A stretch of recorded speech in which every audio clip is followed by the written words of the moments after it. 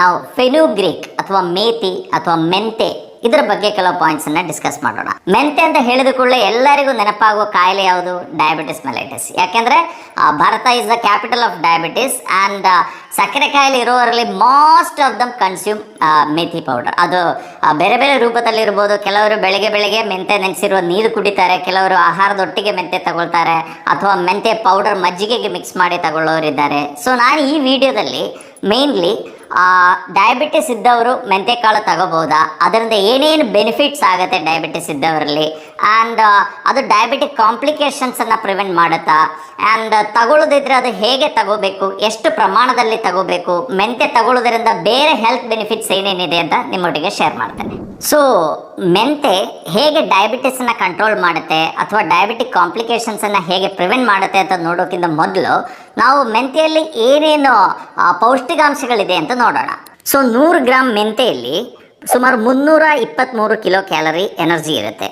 And ಅದರಲ್ಲಿ 6.4% fat ಇರುತ್ತೆ, around 58 grams of carbohydrate ಇರುತ್ತೆ, ಆ್ಯಂಡ್ 24.6% ನಾರಿನಂಶ ಇರುತ್ತೆ. ಸೊ ಈ ಫೈಬರ್ ಏನಿದೆ that place A very major role. ಅಂದರೆ ನಮ್ಮ ಡಯಾಬಿಟಿಸ್ ಕಂಟ್ರೋಲ್ ಆಗಲಿ ಆ್ಯಂಡ್ ಭಾಳಷ್ಟು ನಮಗೆ ಡೈಜೆಸ್ಟಿವ್ ಇಶ್ಯೂಸ್ ಆಗಲಿ ಇದನ್ನೆಲ್ಲ ರಿಲೀಫ್ ಸಿಗಲಿಕ್ಕೆ ಈ fibre place A very major role. And ಅದರಲ್ಲಿ ಪ್ರೋಟೀನ್ ಕೂಡ ಇದೆ, ಒಂದು 23 ಗ್ರಾಮ್ ಪ್ರೋಟೀನ್ ಕೂಡ ಸಿಗುತ್ತೆ. ಆ್ಯಂಡ್ ಮೈಕ್ರೋ ನ್ಯೂಟ್ರಿಯೆಂಟ್ಸ್ ನಾವು ನೋಡಿದರೆ, ವಿಟಮಿನ್ಸ್ ಆ್ಯಂಡ್ ಮಿನರಲ್ಸ್ ನೋಡಿದರೆ, methi is very rich in iron.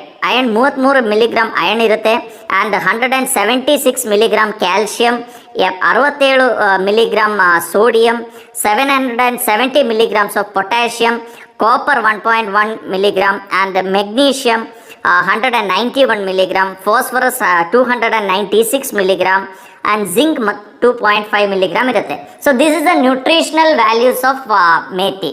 So ಇದು ತಗೊಂಡಾಗ ನಾವು ಏನು ಹೇಳ್ಬೋದು, methi is a complete food ಅಂತಾನೆ ಹೇಳ್ಬೋದು. ಯಾಕೆಂದರೆ ನಮಗೆ ನಮ್ಮ ದೇಹಕ್ಕೆ ಬೇಕಾಗಿರುವಂಥ ಭಾಳಷ್ಟು ನ್ಯೂಟ್ರಿಯೆಂಟ್ಸ್ ಏನಿದೆ ಅದು ಮೇಥಿಯಲ್ಲಿ ಪ್ರೆಸೆಂಟ್ ಇದೆ.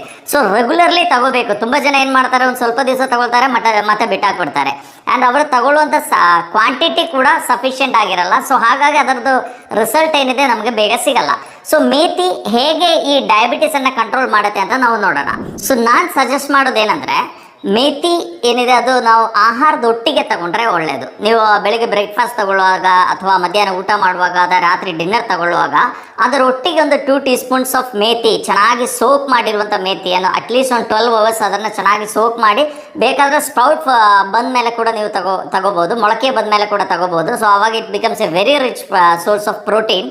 ಸೊ ಅದು ತಗೊಂಡಾಗ ಏನಾಗುತ್ತೆ, ಮೇಥಿಯಲ್ಲಿ ತುಂಬ ಸೊಲ್ಯುಬಲ್ ಫೈಬರ್ ಮತ್ತು ಇನ್ಸೊಲ್ಯುಬಲ್ ಫೈಬರ್ ಎರಡೂ ಇದೆ. ಸೊ ಯಾವಾಗ ಈ ಸೊಲ್ಯುಬಲ್ ಫೈಬರ್ ನಾವು ತಗೊಳ್ಳೋದು ಆಹಾರ ಒಟ್ಟಿಗೆ ಮಿಕ್ಸ್ ಆಗುತ್ತೋ ಅವರ್ ಡೈಜೆಷನ್ ಬಿಕಮ್ ಸ್ಲೋ. ಅಂದರೆ ನಮ್ಮ ಬಾಡಿ ಏನಿದೆ, ಆ ಡೈಜೆಷನ್ ಏನಿದೆ ನಮ್ಮ ಸ್ಟಮಕಲ್ಲಿ ಅದು ತುಂಬ ಸ್ಲೋ ಆಗುತ್ತೆ. ಯಾಕೆಂದರೆ ಆ ಸೊಲ್ಯುಬಲ್ ಫೈಬರ್ ಏನಿದೆ ಅದರದ್ದು that is made of cellulose. ಆ ಸೆಲ್ಯುಲೋಸನ್ನು ಡೈಜೆಸ್ಟ್ ಮಾಡೋ ಎನ್ಸೈಮ್ ನಮ್ಮ ಹೊಟ್ಟೆಯಲ್ಲಿಲ್ಲ. ಸೊ ಹಾಗಾಗಿ ಡೈಜೆಷನ್ ಸ್ಲೋ ಆದಾಗ ಏನಾಗುತ್ತೆ, ರಕ್ತಕ್ಕೆ ಗ್ಲುಕೋಸ್ ಬಿಡುಗಡೆ ಕೂಡ ತುಂಬ ನಿಧಾನವಾಗಿ ಆಗುತ್ತೆ. ಸೊ ಹಾಗಾಗಿ ಡಯಾಬಿಟಿಸ್ ಇದ್ದವರಲ್ಲಿ ಪೋಸ್ಟ್ ಪ್ರ್ಯಾಂಟಿಯಲ್ ಶುಗರ್ ಕಂಟ್ರೋಲ್ ಮಾಡಲಿಕ್ಕೆ methi is one of the best medicine ಅಂತ ಹೇಳ್ತೀವಿ. ಆ್ಯಂಡ್ ಅದರೊಟ್ಟಿಗೆ ಅದರಲ್ಲಿರುವಂಥ ಒಂದು ಕಂಟೆಂಟ್, ಅದಕ್ಕೆ ನಾವು ಗ್ಯಾಲಕ್ಟೋಮ್ಯಾನನ್ ಅಂತ ಹೇಳ್ತೀವಿ. ಸೊ ಅದು ಡೈಜೆಸ್ಟ್ ಆಗದೆ ಇದ್ದಾಗೆ ಅದು it acts like a fibre, and at the same time ಏನಾಗುತ್ತೆ, ನಮ್ಮ ಹೊಟ್ಟೆಯಲ್ಲಿರುವಂಥ ಒಳ್ಳೆ ಬ್ಯಾಕ್ಟೀರಿಯಾಗಳಿಗೆ that is one of the best food. ಇದರೊಟ್ಟಿಗೆ ಮೇಥಿಯಲ್ಲಿರುವಂಥ ಒಂದು ಕಂಟೆಂಟ್ ಇದೆ, ಅದಕ್ಕೆ ನಾವು ಡಯಾಸ್ಜೆನಿನ್ ಅಂತ ಹೇಳ್ತೀವಿ. ಸೊ ಈ ಡಯಾಸ್ಜೆನಿನ್ ಏನಿದೆ ಅದಕ್ಕೆ ಇವನ್ ಬೀಟಾ ಸೆಲ್ಸ್, ನಮ್ಮ ಪ್ಯಾನ್ಕ್ರಿಯಾಸಲ್ಲಿ ಇರುವಂಥ ಐಲೆಟ್ಸ್ ಆಫ್ ಲ್ಯಾಂಗರ್ ಹ್ಯಾಂಡ್ಸ್ ಅಲ್ಲಿ ಇರುವಂಥ ಬೀಟಾ ಸೆಲ್ಸ್ ಏನಿದೆ ಅದೇ ಇನ್ಸುಲಿನ್ ಪ್ರೊಡ್ಯೂಸ್ ಮಾಡೋದು. ಸೊ ಈ ಬೀಟಾ ಸೆಲ್ ರೀಜನರೇಷನಿಗೆ ಕೂಡ it place A very major role actually. So and ತುಂಬ ಇದರಲ್ಲಿ ನಾವು ನೋಡ್ತೀವಿ, ಇವನ್ ಟೈಪ್ 2 ಡಯಾಬಿಟಿಸ್ ಇದ್ದಾಗ ಏನಾಗುತ್ತೆ, ಇನಿಷಿಯಲಿ ಅವರು ಮೆಡಿಸಿನ್ ಮೇಲೆ ಎಲ್ಲ ಮ್ಯಾನೇಜ್ ಮಾಡ್ತಾರೆ, ಬಟ್ ಟೈಮ್ ಹೋಗ್ತಾ ಇದ್ದಂಗೆ ಅವರಿಗೆ ನಿಧಾನಕ್ಕೆ ಇನ್ಸುಲಿನ್ ಡಿಪೆಂಡೆನ್ಸಿ ಆಗಿಬಿಡುತ್ತೆ. ಅದು ಯಾಕೆ ಅಂದರೆ ಇನಿಷಿಯಲಿ ಡಯಾಬಿಟಿಸ್ ಇದ್ದಾಗ ನಮ್ಮ ಬ್ಲಡ್ ಶುಗರ್ನ ಮೇಂಟೈನ್ ಮಾಡುವ ಸಲುವಾಗಿ ಬೀಟಾ ಸೆಲ್ಸ್ ಏನಿದೆ ಅದು ಹೆಚ್ಚಿಗೆ ಇನ್ಸುಲಿನ್ ಪ್ರೊಡ್ಯೂಸ್ ಮಾಡ್ತಾ ಇರ್ತದೆ. ಸೊ ಹೆಚ್ಚಿಗೆ ಕೆಲಸ ಮಾಡಿ ಮಾಡಿ ಮಾಡಿ ಮಾಡಿ ಅಲ್ಲಿರೋ ಬೀಟಾ ಸೆಲ್ಸ್ ಏನಿದೆ ದಟ್ ವಿಲ್ ಗೆಟ್ ಎಕ್ಸಾಸ್ಟೆಡ್, ಮತ್ತು ಬೀಟಾ ಸೆಲ್ದು ಇನ್ಸುಲಿನ್ ಪ್ರೊಡಕ್ಷನ್ ಕೆಪಾಸಿಟಿ ಕಡಿಮೆ ಆಗುತ್ತೆ. ಸೊ ಈ ಮೇಥಿಯಲ್ಲಿ ಇರುವಂಥ ಡಯಾಸ್ಜೆನಿನ್ ಏನಿದೆ ಅದು ಬೀಟಾ ಸೆಲ್ ರೀಜನರೇಷನ್ಗೆ ತುಂಬ ಹೆಲ್ಪ್ ಮಾಡುತ್ತೆ. ಸೊ ಹಾಗಾಗಿ ಈವನ್ ಟೈಪ್ 1 ಡಯಾಬಿಟಿಸಲ್ಲಿ ಕೂಡ methi is one of the best medicine ಅಂತ ನಾವು ಹೇಳ್ಬೋದು. ಆ್ಯಂಡ್ ಇದಕ್ಕೆ ಬರೀ ಬೀಟಾ ಸೆಲ್ ಪ್ಯಾನ್ಕ್ರಿಯಾಸ್ ಪ್ರೊಟೆಕ್ಷನ್ ಒಂದೇ ಅಲ್ಲ, ಅದರೊಟ್ಟಿಗೆ ಲಿವರ್ ಸೆಲ್ ಪ್ರೊಟೆಕ್ಷನ್ ಇರ್ಬೋದು, ಕಿಡ್ನೀಸ್ ಪ್ರೊಟೆಕ್ಷನ್ ಇರ್ಬೋದು, ಅಥವಾ ಸ್ಕೆಲಿಟಲ್ ಮಸಲ್ಸ್ ಇದರದೆಲ್ಲ ಆರೋಗ್ಯ ಚೆನ್ನಾಗಾಗಬೇಕು ಅಂದರೆ ಈ ಮೇಥಿಯಲ್ಲಿ ಇರುವಂಥ ಈ ಕಂಟೆಂಟ್ ತುಂಬ ಹೆಲ್ಪ್ ಮಾಡುತ್ತೆ. ಸೊ ಹಾಗಾಗಿ ನಮಗೆಲ್ಲ ಗೊತ್ತು diabetes is a silent killer. So diabetes ಬಂದಮೇಲೆ ನಮಗಿರುವಂಥ ಕಾಂಪ್ಲಿಕೇಶನ್ಸ್ ಏನೇನು, ನ್ಯೂರೋಪತಿ ಆಗ್ಬೋದು, ನೆಫ್ರೋಪತಿ ಆಗ್ಬೋದು, ಕಾರ್ಡಿಯಾಕ್ ಪ್ರಾಬ್ಲಮ್ಸ್ ಬರ್ಬೋದು, ಮಸಲ್ ವೇಸ್ಟಿಂಗ್ ಆಗ್ಬೋದು, ಈ ಥರ ಭಾಳಷ್ಟು ಕಾಂಪ್ಲಿಕೇಶನ್ಸ್ ಬರುತ್ತೆ. ಸೊ ಹಾಗಾಗಿ ಡಯಾಬಿಟಿಕ್ ಪೇಷಂಟ್ಸಲ್ಲಿ ಈಗ ನೆಫ್ರೋಪತಿ ಆಗಬಾರ್ದು, ಎಷ್ಟೋ ಜನ ಸಫರ್ ಆಗ್ತಾ ಇದ್ದಾರಲ್ವಾ. ಅಂದರೆ ಡಯಾಬಿಟಿಸ್ ಬಂದು ಅದು ಕರೆಕ್ಟಾಗಿ ರೆಗ್ಯುಲೇಟ್ ಮಾಡದೇ ಇದ್ದಿದ್ದಕ್ಕೆ, ಬ್ಲಡ್ ಶುಗರ್ ಕರೆಕ್ಟಾಗಿ ರೆಗ್ಯುಲೇಟ್ ಆಗದೇ ಇದ್ದಿದ್ದಕ್ಕೆ ಏನಾಗುತ್ತೆ, ಅವರಿಗೆ later on diabetic nephropathy develop ಆಗುತ್ತೆ, ಕಿಡ್ನಿ ಫೇಲ್ಯೂರ್ ಆಗುತ್ತೆ. ಹಾಗಾಗಿ ಲೈಫ್ ಲಾಂಗ್ ಡಯಾಲಿಸಿಸ್ ಮೇಲೆ ಇರುವಂಥ ಸಿಚುವೇಶನ್ ಬರುತ್ತೆ. ಸೊ ಹಾಗಾಗಿ ಅವರು ರೆಗ್ಯುಲರ್ಲಿ ಇನಿಷಿಯಲಿ ಅಂದರೆ ನಮಗೆ ಡಯಾಬಿಟಿಸ್ ಸ್ಟಾರ್ಟ್ ಆದಾಗಿಂದ ರೆಗ್ಯುಲರ್ಲಿ ಮೇಥಿ ತಗೊಳ್ತಾ ಬಂದರೆ ಏನಾಗುತ್ತೆ, ಸೊ ಈವನ್ ನಮ್ಮ ಕಿಡ್ನೀಸ್ ಪ್ರೊಟೆಕ್ಷನ್ ಕೂಡ ಸರಿಯಾಗಿ ಆಗುತ್ತೆ. ಸೊ ಹಾಗಾಗಿ ಕಿಡ್ನಿ ಫಂಕ್ಷನ್ಸ್ ಇಂಪ್ರೂವ್ ಆಗುತ್ತೆ. ಈವನ್ ರೀನಲ್ ಫೇಲ್ಯೂರ್ಲಿ ಕೂಡ ಈ ರೆಗ್ಯುಲರ್ಲಿ ಮೇಥಿ ತಗೊಂಡ್ರೆ ಕ್ರಿಯಾಟಿನಿನ್ ಲೆವೆಲ್ಸ್ ಲೋ ಮಾಡಲಿಕ್ಕೆ ಅದು ತುಂಬ ಹೆಲ್ಪ್ ಮಾಡುತ್ತೆ. ಈವನ್ ಡಯಾಬಿಟಿಸ್ ಇರುವಂಥ ಇಲಿಗಳ ಮೇಲೆ ಸಂಶೋಧನೆ ಮಾಡಿದಾಗ ಏನು ಕಂಡುಹಿಡಿದಿದ್ದಾರೆ ಅಂದರೆ, ಈ ಮೇಥಿ ಎಕ್ಸ್ಟ್ರಾಕ್ಟನ್ನು ಇಂಜೆಕ್ಟ್ ಮಾಡಿದಾಗ ಅದು ಡೈರೆಕ್ಟ್ ಆಗಿ ಆ್ಯಂಡ್ ಇಮ್ಮಿಡಿಯೇಟ್ಲಿ ಬ್ಲಡ್ ಶುಗರ್ನ ಕಂಟ್ರೋಲ್ ಮಾಡಲಿಕ್ಕೆ ಸ್ಟಾರ್ಟ್ ಆಯಿತು. ಯಾಕೆಂದರೆ ಅದರಲ್ಲಿರುವಂಥ 4-ಹೈಡ್ರಾಕ್ಸಿ ಐಸೋಲುಸಿನ್ ಏನಿದೆ, ಇಟ್ಸ್ ಎ ಪ್ರೋಟೀನ್.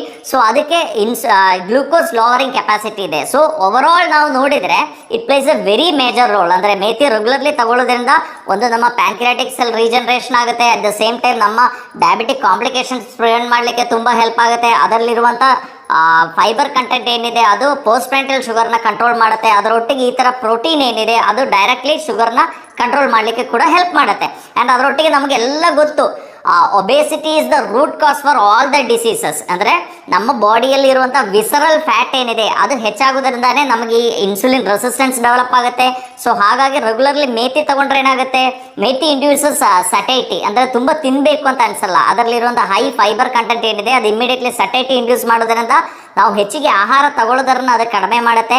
ಆ್ಯಂಡ್ ಅದರೊಟ್ಟಿಗೆ it place A very major role. ನಮ್ಮ ಕೆಟ್ಟ ಕೊಲೆಸ್ಟ್ರಾಲ್ ಏನಿದೆ, LDL ಏನಿದೆ, ಲೋ ಡೆನ್ಸಿಟಿ ಲೈಪೋಪ್ರೋಟೀನ್ಸ್ ಏನಿದೆ, ಅದನ್ನು ಕಡಿಮೆ ಮಾಡಲಿಕ್ಕೂ ಕೂಡ methi place A very major role. ನಮ್ಗೆ ಗೊತ್ತು ನಮ್ಮ ಬಾಡಿಯಲ್ಲಿರುವಂಥ ಕೊಲೆಸ್ಟ್ರಾಲ್ ಏನಿದೆ ಅದು ಹೈಯೆಸ್ಟ್ ಯೂಸ್ ಆಗೋದು ಬೈಲ್ ಪ್ರೊಡಕ್ಷನಿಗೆ, ಅಂದರೆ ಪಿತ್ತರಸ ಏನಿದೆ ಅದರ ಪ್ರೊಡಕ್ಷನಿಗೆ ಈ ಕೊಲೆಸ್ಟ್ರಾಲ್ ತುಂಬ ಯೂಸ್ ಆಗುತ್ತೆ.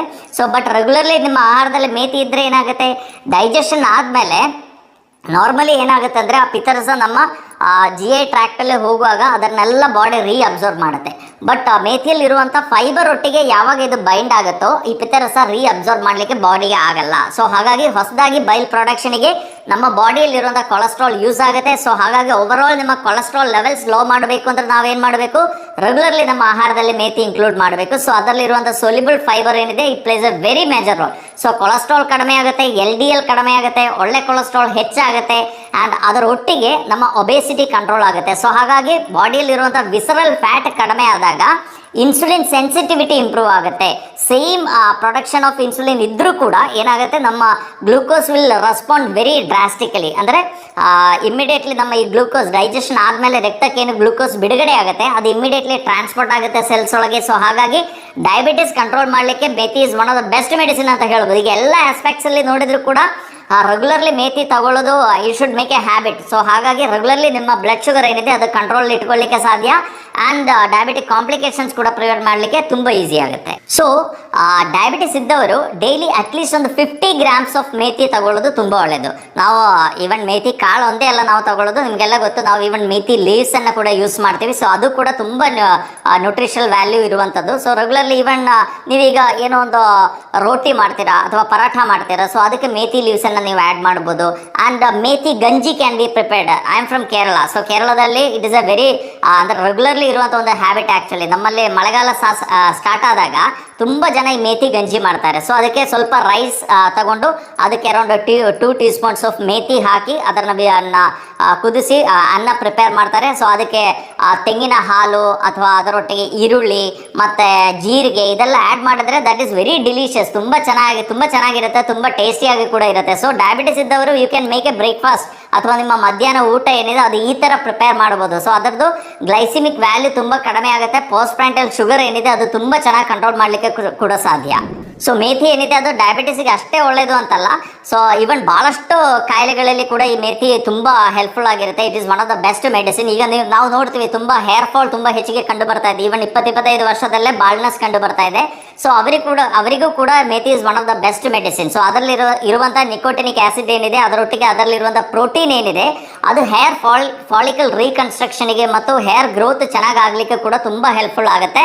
ಆ್ಯಂಡ್ ಅದರೊಟ್ಟಿಗೆ ಅದು ಲೆಸಿತಿನ್ ಅಂತ ಹೇಳ್ತೀವಿ ನಾವು, ಇದು ನೀರಲ್ಲಿ ನೆನೆಸಿಟ್ಟಿದಾಗ ಒಂಥರ ಜೆಲ್ಲಿ ಲೈಕ್ ಸಬ್ಸ್ಟೆನ್ಸ್ ಫಾರ್ಮ್ ಆಗುತ್ತೆ. ಸೊ ಅದು ನಮ್ಮ ಹೇರ್ ಶೈನಿಂಗಿಗೆ ತುಂಬ ಒಳ್ಳೆಯದು. ಸೊ ರೆಗ್ಯುಲರ್ಲಿ ಹೇರ್ ಫಾಲ್ ಇರೋರು ಅಥವಾ ಡ್ಯಾಂಡ್ರಫ್ ಇರೋರೆಲ್ಲ ಏನು ಮಾಡ್ಬೋದು ಅಂದರೆ ಈ ಮೇಥಿಯನ್ನು ಓವರ್ ನೈಟ್ ಸೋಕ್ ಮಾಡಿ ಅದನ್ನೊಂದು ಪೇಸ್ಟ್ ಮಾಡಿ ಅದಕ್ಕೆ ಸ್ವಲ್ಪ ಮೊಸರು ಆ್ಯಡ್ ಮಾಡಿ ತಲೆಯಲ್ಲಿ ಜೆಂಟಲ್ ಆಗಿ ಮಸಾಜ್ ಮಾಡಿ ಒಂದು 20-25 ನಿಮಿಷ ಬಿಟ್ಟು ಸ್ನಾನ ಮಾಡೋದು ಹೇರ್ ಗ್ರೋತ್ಗೆ ತುಂಬ ಹೆಲ್ಪ್ಫುಲ್ ಆಗುತ್ತೆ. ಆ್ಯಂಡ್ ಹೇರ್ ತುಂಬ ಶೈನಿಂಗ್ ಕೂಡ ಕೊಡುತ್ತೆ.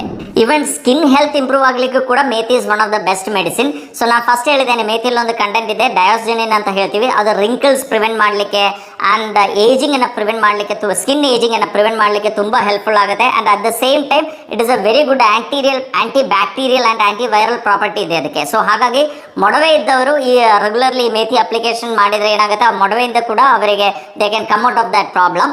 ಆ್ಯಂಡ್ ಇವನ್ ಏನು ಮಾಡ್ಬೋದು, ಮೇಥಿ ಪೇಸ್ಟನ್ನು ರೆಡಿ ಮಾಡಿ ಅದಕ್ಕೆ ಸ್ವಲ್ಪ ಜೇನುತುಪ್ಪ ಅಪ್ಲೈ ಮಾಡಿ ನಾವು ಫೇಸಿಗೆ ಅಪ್ಲೈ ಮಾಡಿ ಅರೌಂಡ್ ಹಾಫ್ ಅನ್ ಅವರ್ ಬಿಟ್ಟು ಅದನ್ನು ವಾಶ್ ಮಾಡೋದ್ರಿಂದ they can prevent many problems actually. And ನಾವು ಫಸ್ಟ್ ಹೇಳಿದಂಗೆ ರಿಂಕಲ್ಸ್ ಬರೋದನ್ನ ಮತ್ತು ಏಜಿಂಗನ್ನು ಪ್ರಿವೆಂಟ್ ಮಾಡಲಿಕ್ಕೆ, ಸ್ಕಿನ್ ಏಜಿಂಗನ್ನು ಪ್ರಿವೆಂಟ್ ಮಾಡಲಿಕ್ಕೆ it is one of the best medicine. Even digestion improve ಮಾಡಲಿಕ್ಕೆ ಕೂಡ methi is one of the best medicine. So digestive problem ಇದ್ದವರು ಮೇಥಿ ಪೌಡ್ರಿಗೆ ಒಂದು ಸ್ವಲ್ಪ ಜಿಂಜರ್ ಜ್ಯೂಸನ್ನು ಮಿಕ್ಸ್ ಮಾಡಿ ತಗೊಂಡ್ರೆ ಡೈಜೆಸ್ಟಿವ್ ಇಶ್ಯೂಸ್ ಕಡಿಮೆ ಆಗುತ್ತೆ. ಮೇಥಿಯಲ್ಲಿ ತುಂಬ ಫೈಟೋ ಈಸ್ಟ್ರೋಜನ್ ಇದೆ. ಸೊ ಹಾಗಾಗಿ ಡೆಲಿವರಿ ಆದಮೇಲೆ ಲ್ಯಾಕ್ಟೇಟಿಂಗ್ ಮದರ್ಸ್ ಇದ್ರೆ ಅವರಿಗೆ ಮಿಲ್ಕ್ ಪ್ರೊಡಕ್ಷನ್ ಇಂಪ್ರೂವ್ ಮಾಡಲಿಕ್ಕೆ it is a very good medicine. So regularly methi ತಗೊಂಡ್ರೆ ಏನಾಗುತ್ತೆ, ಅವರ ಮಿಲ್ಕ್ ಪ್ರೊಡಕ್ಷನ್ ಹೆಚ್ಚಾಗುತ್ತೆ. ಸೊ ಹಾಗಾಗಿ ಮಗು ಏನಿದೆ ಅದರ ವೆಯ್ಟ್ ಗೇನಿಗೂ ಕೂಡ ಇದು ತುಂಬ ಹೆಲ್ಪ್ಫುಲ್ ಆಗುತ್ತೆ. ಆ್ಯಂಡ್ ಈ ಫೈಟೋ ಈಸ್ಟ್ರೋಜನ್ ಇದ್ದಿದ್ದಕ್ಕೆ ಇವನ್ ಮೆನೋಪಾಸಲ್ ಪ್ರಾಬ್ಲಮ್ಸ್ ಏನಿದೆ, ಮೆನೋಪಾಸ್ ಆದಮೇಲೆ ಲೇಡೀಸಲ್ಲಿ ಹೆಚ್ಚಿಗೆ ಕಂಡು ಬರೋದ ಮೂಡ್ ಸ್ವಿಂಗ್ಸ್ ಇರ್ಬೋದು, ಡಿಪ್ರೆಷನ್ ಇರ್ಬೋದು. ಸೊ ಈ ಥರ ಪ್ರಾಬ್ಲಮ್ಸಿಂದ ರಿಲೀಫ್ ಸಿಗಲಿಕ್ಕೂ ಕೂಡ methi can be one of the best medicines. And ಅದರೊಟ್ಟಿಗೆ ಮೆನ್ಸ್ಟ್ರಲ್ ಕ್ರ್ಯಾಂಪ್ಸ್ ಇದರಲ್ಲಿ ತುಂಬ ಆಲ್ಕಲಾಯ್ಡ್ಸ್ ಇದೆ. ಸೊ ಹಾಗಾಗಿ ಪೀರಿಯಡ್ಸ್ ಟೈಮಲ್ಲಿ ನಾವು ನೋಡ್ತೀವಿ ತುಂಬ ಲೇಡೀಸಲ್ಲಿ ಈ ಮೆನ್ಸ್ಟ್ರಲ್ ಕ್ರ್ಯಾಂಪ್ಸ್ ಬರುತ್ತೆ, ತುಂಬ ಸಿವಿಯರ್ ಹೊಟ್ಟೆ ನೋವು, ಈ ಥರ ಪ್ರಾಬ್ಲಮ್ಸ್ ಕಂಡು ಬರುತ್ತೆ. ಸೊ ಅವರಿಗೂ ಕೂಡ methi can be one of the best medicine. So regularly ನಾವು ಏನು ಮಾಡಬೇಕು, ಮೇಥಿಯನ್ನು ನಮ್ಮ ಆಹಾರದಲ್ಲಿ ಇನ್ಕ್ಲೂಡ್ ಮಾಡಬೇಕು. ಏನೋ ಕಾಯಿಲೆ ಇದ್ದಾಗ ಅಷ್ಟೇ ಇದನ್ನು ಇನ್ಕ್ಲೂಡ್ ಮಾಡೋದಲ್ಲ. And it is one of the best Spice actually. ಇದು ಕರೆಕ್ಟಾಗಿ ನಿಮ್ಗೆ ಈಗ ಗೊತ್ತು, ಯೂಟ್ಯೂಬಲ್ಲಿ ತುಂಬ ವೀಡಿಯೋಸ್ ಇದೆ, ನೀವು ಅದು ನೋಡಿ ಒಳ್ಳೆ ಮೇಥಿ ಡಿಶಸನ್ನು ಪ್ರಿಪೇರ್ ಮಾಡ್ಬೋದು. ನಾನೀಗ ಹೇಳ್ದಂಗೆ ಮೇಥಿ ಗಂಜಿ ಏನಿದೆ ಅದನ್ನು ಪ್ರಿಪೇರ್ ಮಾಡ್ಬೋದು. ಆ್ಯಂಡ್ ಭಾಳಷ್ಟು ನಾವು ರೆಗ್ಯುಲರ್ಲಿ ತಗೊಳ್ಳುವಂಥ ಆಹಾರದಲ್ಲಿ ಮೇಥಿಯನ್ನು ಇನ್ಕ್ಲೂಡ್ ಮಾಡಿದರೆ ಈ ಫೈಟೋನ್ಯೂಟ್ರಿಯೆಂಟ್ಸ್ ಇರ್ಬೋದು, ಈ ಆಲ್ಕಲಾಯ್ಡ್ಸ್ ಇರ್ಬೋದು, ಅಥವಾ ನಾನು ಹೇಳಿರುವಂಥ ಗ್ಯಾಲಕ್ಟೋಮ್ಯಾನನ್ ಇರ್ಬೋದು, ಈ ಥರ ಭಾಳಷ್ಟು ನ್ಯೂಟ್ರಿಯೆಂಟ್ಸ್ ಏನಿದೆ ಅದು ತುಂಬ ಚೆನ್ನಾಗಿ ನಮಗೆ ಸಿಗೋದ್ರಿಂದ ನಮ್ಮ ಆರೋಗ್ಯ ತುಂಬ ಇಂಪ್ರೂವ್ ಆಗುತ್ತೆ. ಆ್ಯಂಡ್ ಅದರೊಟ್ಟಿಗೆ ನಾವು ಫಸ್ಟ್ ಅದರದ್ದು ನ್ಯೂಟ್ರಿಷನ್ ವ್ಯಾಲ್ಯೂ ಹೇಳುವಾಗ ನಿಮ್ಮೊಟ್ಟಿಗೆ ಶೇರ್ ಮಾಡಿದ್ದೇನೆ. It is very rich in magnesium. And ನಿಮಗೆಲ್ಲ ಗೊತ್ತು magnesium is a coming mineral. ಅಂದರೆ ನಮ್ಮ ಮೂಡ್ ಸ್ವಿಂಗ್ಸನ್ನು ಕಂಟ್ರೋಲ್ ಮಾಡಲಿಕ್ಕೆ, ನಮ್ಗೆ ಒಳ್ಳೆ ನಿದ್ರೆ ಬರಲಿಕ್ಕೆಲ್ಲ ಮೆಗ್ನೀಷಿಯಮ್ ತುಂಬ ಹೆಲ್ಪ್ಫುಲ್ ಆಗುತ್ತೆ. ಆ್ಯಂಡ್ ಅದರೊಟ್ಟಿಗೆ ನಮ್ಮ ಬೋನ್ ಸ್ಟ್ರೆಂತ್ ಇಂಪ್ರೂವ್ ಆಗಲಿಕ್ಕೂ ಕೂಡ magnesium place a very major role. ನಮ್ಮ ವಿಟಮಿನ್ ಡಿ ಅಬ್ಸಾರ್ಪ್ಷನ್ ಇರ್ಬೋದು ಅಥವಾ ಕ್ಯಾಲ್ಸಿಯಂ ಅಬ್ಸಾರ್ಪ್ಷನ್ ಇರ್ಬೋದು, ಇದಕ್ಕೆಲ್ಲ magnesium place A very major role. And ಇದರಲ್ಲಿ ಇರುವಂಥ ಕ್ಯಾಲ್ಸಿಯಂ ಇರ್ಬೋದು, ಐರನ್ ಇರ್ಬೋದು, ಇದೆಲ್ಲ ನಮ್ಮ ಹೆಲ್ತ್ ಇಂಪ್ರೂವ್ ಮಾಡಲಿಕ್ಕೆ ತುಂಬ ಹೆಲ್ಪ್ಫುಲ್ ಆಗುತ್ತೆ. ಸೊ ಹಾಗಾಗಿ ಡಯಾಬಿಟಿಸ್ ಇದ್ದವರು ಅಷ್ಟೇ ಅಲ್ಲ, ಈವನ್ ಹೆಲ್ತಿಯಾಗಿರೋರು ಕೂಡ ನಾವು ಏನು ಮಾಡಬೇಕು, ರೆಗ್ಯುಲರ್ಲಿ ಈ ಮೇಥಿ ಕನ್ಸ್ಯೂಮ್ ಮಾಡೋದ್ರಿಂದ ನಮ್ಮ ಭಾಳಷ್ಟು ಕಾಯಿಲೆಗಳನ್ನು ಪ್ರಿವೆಂಟ್ ಮಾಡಲಿಕ್ಕೆ ಸಾಧ್ಯ. ಆ್ಯಂಡ್ ಡಯಾಬಿಟಿಕ್ ಕಾಂಪ್ಲಿಕೇಶನ್ಸ್ ಬರೋದು ಕೂಡ ತಡೆಗಟ್ಟಲಿಕ್ಕೆ ಸಾಧ್ಯ ಅಂತ ಹೇಳ್ತಾ ಎಲ್ಲರಿಗೂ ಧನ್ಯವಾದ.